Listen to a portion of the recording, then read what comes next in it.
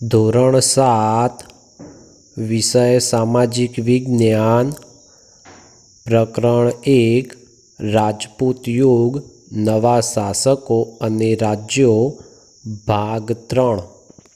નમસ્તે વિદ્યાર્થી મિત્રો, આગળના વિડીયોની અંદર આપણે દક્ષિણ ભારતના રાજ્યો વિશે અભ્યાસ કર્યો હતો। એની અંદર સૌપ્રથમ આપણે જોયું તો ચાલુક્ય વંશ વિશે માહિતી મેળવી હતી। જે કર્ણાટકનો વિસ્તાર રહ્યો એ વિસ્તારની અંદર આ વંશ હતો એ રાજ્ય કરતો હતો।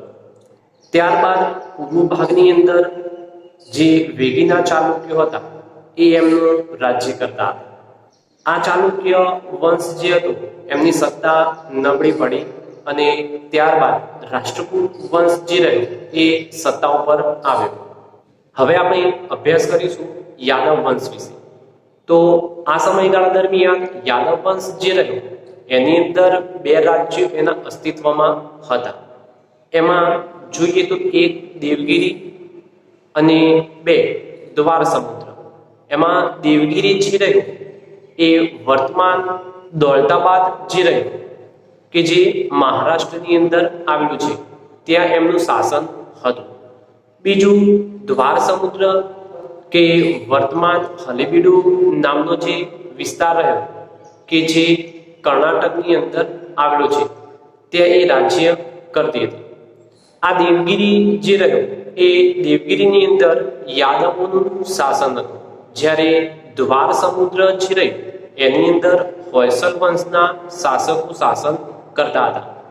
આ હોયસલ વંશ જે રહ્યો તે કર્ણાટકની અંદર આવેલા મૈસૂર નામનો પ્રદેશ રહ્યો એ વિસ્તારની અંદર આ લોકો શાસન કરતા હતા।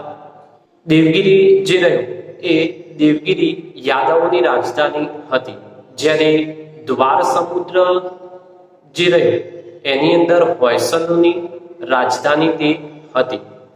હવે આપણે અભ્યાસ કરીશું વરંગલના કાકતીય વંશ વિશે। દક્ષિણની અંદર કલ્યાણીના ચાલુક્યો જે હતા એમના સામ્રાજ્યનું પતન થયું અને ત્યારબાદ એક નવા રાજ્યનો ઉદય થયો અને તેમાં વરંગલના કાકતીયોનો પણ સમાવેશ થાય છે।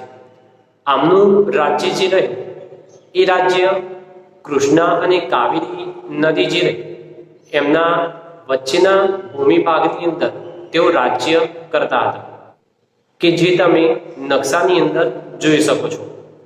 આ જે કાકતીય વંશ રહ્યો એમની રાજધાની વરંગલ હતી। આગળના વિડીયોની અંદર દક્ષિણ ભારતના જે રાજ્યો હતા એની અંદર પલ્લવ વંશ ક્યાં આવેલું છે તે તમે વિદ્યાર્થી મિત્રો જોયું હતું। તો હવે આપણે પલ્લવ વંશ વિશે અભ્યાસ કરીશું। પલ્લવ વંશ જે રહ્યો એની સ્થાપના આપણે જોઈએ તો બપ્પદેવી કરી હતી। આ પલ્લવ વંશની રાજધાની જે એ કાંચીપુરમની અંદર હતી। એની અંદર કેટલાક પ્રતાપી શાસકો થઈ ગયા, જેમાં મહેન્દ્રવર્મા પ્રથમ, નરસિંહવર્મા પ્રથમ અને નરસિંહવર્મા બીજો વગેરે જેવા શાસકો હતા। પલ્લવ વંશના શાસનકાળ દરમિયાન અનેક બાંધકામો પણ થયા હતા, જેની અંદર કાંચીના કૈલાસનાથ મંદિરની ગણના થાય છે। ત્યારબાદ આ જે વંશના શાસકો હતા એ કલા અને સાહિત્યના પ્રેમી પણ હતા, એટલે કે કલા અને સાહિત્ય જે રહ્યું એને પણ એમને પ્રોત્સાહન આપ્યું હતું। હવે આપણે ચોલ વંશ વિશે અભ્યાસ કરીશું। તાંજોર, ત્રિચિનાપલ્લી અને પદુકોટ્ટઈ જે આવેલા છે એ જગ્યાએ મધ્યકાળ દરમિયાન ચોલ મંડળનું રાજ્ય હતું, જે તમે નકશાની અંદર જોઈ શકો છો। ચોલ મંડળની રાજધાની આપણે જોઈએ તો તાંજોર હતી। આ વંશની અંદર કેટલાક પ્રતાપી શાસકો થઈ ગયા, જેની અંદર રાજરાજ પ્રથમ, રાજાધિરાજ પ્રથમ અને રાજેન્દ્ર પ્રથમ હતા। એમાં રાજેન્દ્ર પ્રથમ જે રહ્યા એમણે મૈસૂરના ગંગ, મદુરાના પાંડ્ય અને વેગીના ચાલુક્ય રાજાઓ જે હતા એમની સાથે યુદ્ધ કરી એમને હરાવ્યા હતા। ચોલ વંશના અંતિમ શાસક આપણે જોઈએ તો તે હતા રાજેન્દ્ર ત્રીજો અને પાંડ્ય વંશના જે રાજાઓ હતા એ રાજાઓએ આ રાજેન્દ્ર ત્રીજાને હરાવીને ત્યાં પાંડ્ય વંશની સ્થાપના કરી અને આ રીતે ચોલ વંશ જે રહ્યો એની સત્તાનો અંત આવ્યો. હવે આપણે પાંડ્ય વંશ વિશે અભ્યાસ કરીશું. આ પાંડ્ય રાજ્ય ક્યાં આવેલું છે એ તમે જોયેલું છે? હાલ તમિલનાડુ રાજ્ય જે રહ્યું એની અંદર આવેલા મદુરા અને તિરુનેલવેલી જિલ્લા જે રહ્યા ત્યાં પહેલાના સમયની અંદર પાંડ્ય રાજ્ય હતું. આ રાજ્ય જે રહ્યું એ દક્ષિણનું એક પ્રાચીન રાજ્ય હતું. પાંડ્ય રાજ્ય જે રહ્યું એ વિસ્તારની દ્રષ્ટિએ આપણે જોઈએ તો નાનું હતું, પરંતુ વ્યાપારનું એક મોટું મથક હતું. વિદેશથી આવેલા મુસાફર મેગસ્થનીસે પાંડ્ય વંશના શાસકો વિશે લખ્યું છે કે આ જાતિનું શાસન જે રહ્યું તે સ્ત્રીઓ કરતી હતી. બીજું, અશોકના શિલાલેખની અંદર પણ આ પાંડ્યનો ઉલ્લેખ જોવા મળે છે. હવે આપણે દક્ષિણ ભારતના રાજ્યોની અંદર છેલ્લા એટલે કે અંતિમ રાજ્ય એવા ચેરવંશ વિશે અભ્યાસ કરીશું. આ ચેરવંશ જે રહ્યો એ તમિળથી અલગ થયેલા એક ભાગ ઉપર એનું શાસન હતું. ચેરવંશનું બીજું નામ કેરળ કે મલયાલમ છે. અશોકના અભિલેખમાં કેપલપુત્ર રાજ્ય એવો ઉલ્લેખ જોવા મળે છે અને આ કેપલપુત્ર જે રહ્યો તે કેરળનું જ નામ છે. ચેરવંશની અંદર પ્રથમ શક્તિશાળી શાસક તરીકે આપણે જોઈએ તો અયન હતો. એ જ રીતે ચેરવંશની અંદર સર્વશ્રેષ્ઠ શાસક તરીકે આપણે જોઈએ તો એ હતો સેતુંગવન. આમ આપણે અહીંયા જોયું કે રાજપૂત યુગ દરમિયાન ઉત્તર ભારત અને દક્ષિણ ભારતની અંદર જે પણ રાજ્યવંશો સ્થપાયા હતા એ રાજ્યવંશોની અંદર કયા રાજ્ય ક્યાં આવેલા છે, એમના શાસકો વિશે માહિતી મેળવી, એમની રાજધાનીઓ ક્યાં હતી અને એમનો રાજ્ય વિસ્તાર જે રહ્યો એ ક્યાં સુધી હતો એનો પણ અહીંયા આપણે અભ્યાસ કર્યો. હવે આપણે જોઈશું રાજપૂત યુગ સમયગાળા દરમિયાન એમની શાસન વ્યવસ્થા જે રહી એ કેવી હતી. રાજપૂત યુગની અંદર અલગ અલગ રાજ્યવંશોનું શાસન હતું. એ સમયગાળા દરમિયાન રાજ્યવંશો જે રહ્યા એની અંદર પરિવર્તનો થતા હતા. એટલે કે રાજ્યની અંદર શાસક જે હતા, સત્તા કરનાર વ્યક્તિ એ બદલાતા રહેતા હતા. સાથે સાથે એમનો વિસ્તાર જે રહ્યો એની અંદર પણ પરિવર્તન આવતું હતું. પરંતુ રાજનૈતિક જે વ્યવસ્થા રહી એટલે કે વહીવટી વ્યવસ્થા જે રહી એની અંદર કોઈ પણ પ્રકારનો ફેરફાર થતો જોવા મળતો નથી. રાજપૂત યુગની અંદર રાજાનું પદ જે હતું એ વંશ પરંપરાગત હતું. એટલે કે રાજા જો મૃત્યુ પામે તો એનો પુત્ર જે હતો એ રાજા બનતો હતો. એમાં રાજાનો જ્યેષ્ઠ પુત્ર એટલે કે મોટો પુત્ર જે રહ્યો એ રાજ્યાધિકારી બને તેવું ન હતું.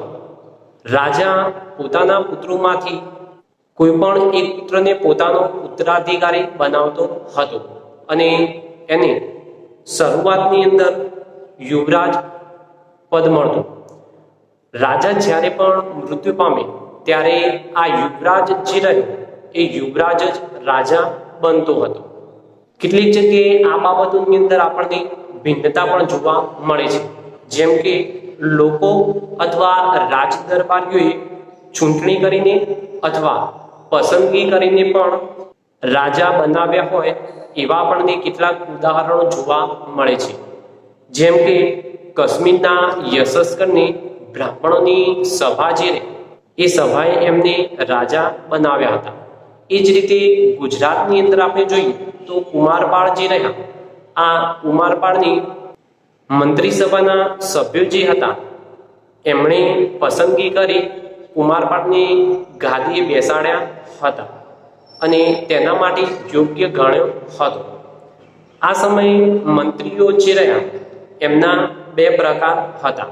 એમાં એક અમાત્ય અને બે સચિવ, જેમાં બંનેનું આપણે કાર્ય જોઈએ કે એ કેવું કાર્ય કરતા હતા.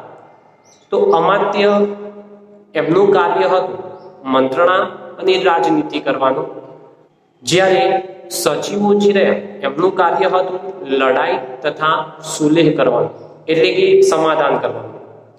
હાલ પણ આપણે જોઈએ કે કોઈ રાજ્ય હોય અને જો એ રાજ્યના મુખ્યમંત્રી જે રહે એને મદદ કરવા માટે એમના મંત્રીઓ જે રહ્યા એ સક્ષમ અને કાર્યક્ષમ હોય તો જે તે રાજ્ય રહે એ રાજ્ય સારી રીતે ચાલી શકે. એ જ રીતે આ સમયગાળા દરમિયાન રાજાને મદદ કરવા માટે મંત્રીઓની નિમણૂક કરવામાં આવતી હતી અને એમની પાસેથી સલાહ પણ મેળવવામાં આવતી હતી. રાજા જે રહ્યો એ આ મંત્રીઓની ચર્ચા વિચારણા થતી હોય એને શાંતિથી સાંભળતો અને ત્યારબાદ અંતિમ નિર્ણય જે રહ્યો એ રાજા કરતો હતો. રાજા જે રહ્યા એ પ્રજાહિત તરફ દ્રષ્ટિ રાખતા હતા, એટલે કે જેમ બને તેમ પ્રજાનું કલ્યાણ થાય એવી એ ભાવના એમનામાં હતી. એમ છતાં પણ ઘણી વખત એવું બનતું હતું કે પ્રજા જે રહી એ રાજાના ગેરવહીવટનું પણ ભોગ બનતી હતી.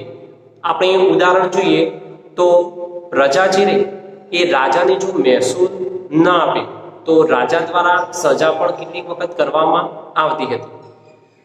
આ સમયે શાસનના અમલદારોની અંદર પણ કેટલાક હોદ્દાઓ હતા, જેની અંદર આપણે જોઈએ તો મહાપ્રતિહાર એટલે કે દ્વારપાળનો હોદ્દો અને દંડનાયક એટલે કે ન્યાયાધીશનો હોદ્દો હતો.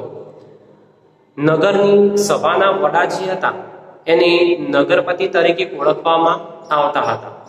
રાજપૂત યુગ દરમિયાન ગ્રામીણ સંસ્થાઓ જે હતી એનું પણ વિશેષ મહત્વ હતું.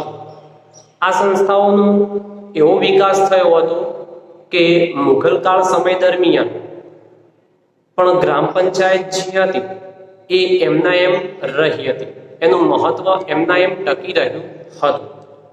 ઉત્તરની જેમ દક્ષિણ ભારતના રાજ્યોની અંદર પણ ગ્રામ પંચાયતને જ આધીન હતું. જે પણ નિર્ણયો રહ્યા એ નિર્ણયો ગ્રામ પંચાયત દ્વારા જ લેવામાં આવતા હતા. આ ગ્રામ પંચાયતના વડાને મુખી કે સરપંચ તરીકે ઓળખવામાં આવતા હતા. કેટલીક બાબતોની અંદર ગ્રામ પંચાયત જે હતી એ ન્યાય આપતી. રાજ્ય શાસનની અંદર ન્યાયતંત્રનો સર્વોચ્ચ વડો આપણે જોઈએ તો એ રાજા ખુદ પોતે જ હતો. આ રીતે આપણે જોયું કે રાજપૂત યુગ દરમિયાન શાસન વ્યવસ્થા છે એ ખૂબ જ સુંદર અને યોગ્ય હતી. હવે આપણે વેપાર વાણિજ્ય વિશે અભ્યાસ કરીએ. કેટલીક વખત તમે ટીવીની અંદર જોતા હશો કે કોઈ પણ સરકાર અથવા કોઈ પણ દેશ રહે એ એક જગ્યાએથી બીજી જગ્યાએ કેટલીક ચીજ વસ્તુઓ જે રહે એની નિકાસ કરે છે, એટલે કે મોકલાવે છે. તો કેટલીક વખત આયાત પણ કરે છે, એટલે કે બહારથી એ મંગાવે છે. એના દ્વારા જે તે દેશ રહ્યો એ દેશને પોતાનું આર્થિક ભંડોળ જે રહે એની અંદર વૃદ્ધિ થતી હોય છે. તો એ જ પ્રમાણે અહીંયા રાજપૂત યુગ દરમિયાન પણ વેપાર વાણિજ્ય ચાલતો હતો. તો રાજપૂત યુગ દરમિયાન વાણિજ્ય વ્યવસ્થા જે રહે એટલે કે નાણાકીય વ્યવસ્થા એની ઉપર દેખરેખ રાખવા માટે એક અલગ વિભાગ હતો. આ વિભાગ વિદેશ ખાતાના વેપાર ઉપરની જકાત વસૂલ કરવાની, વસ્તુઓનું મૂલ્ય ઠરાવવાની અને રાજ્યની અંદર ઉપયોગી થતી વસ્તુઓ જે રહે એ મંગાવવાની વ્યવસ્થા કરતો હતો. એટલે કે જીવન જરૂરિયાતની ચીજ વસ્તુ મંગાવવી, એનો ભાવ એ નક્કી કરો, આ બધી બાબતો જે રહે એનું ધ્યાન આ વાણિજ્ય વ્યવસ્થા વિભાગ હતું એ રાખતું હતું. આ સમયે રાજ્યની જે પણ આવક હતી એનું મુખ્ય સાધન એ જમીન મહેસૂલ હતું. દરેક રાજ્ય મોટે ભાગે મુખ્ય કર જે રહ્યો એ જમીનની ઉપજનો છઠ્ઠો ભાગ જમીન મહેસૂલ તરીકે વસૂલવામાં આવતો હતો.